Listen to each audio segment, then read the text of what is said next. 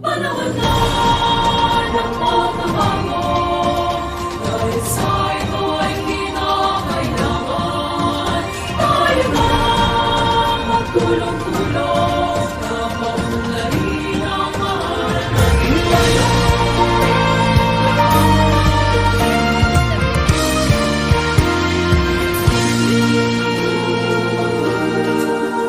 Panahon na ng pagbabago, dahil sa ito ay kinakailangan tayo na magtulong-tulong na paunlarin ang mahal nating bayan.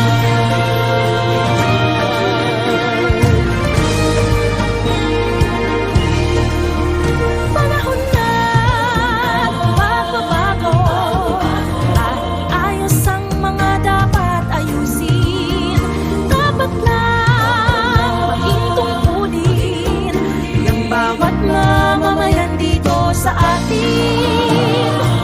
Ng pagbabago patungo sa pag-asenso, magsikap ng mabuti at nang guminhawa tayo bago malaki natin sa mundo at ipamalas ang bagong Pilipino at bagong